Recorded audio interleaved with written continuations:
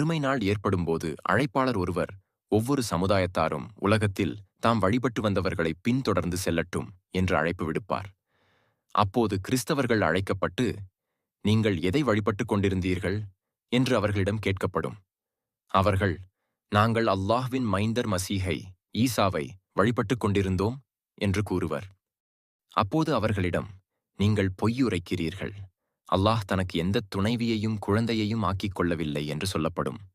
மேலும் அவர்களை பார்த்து, உங்களுக்கு என்ன வேண்டும் என்று கேட்கப்படும்.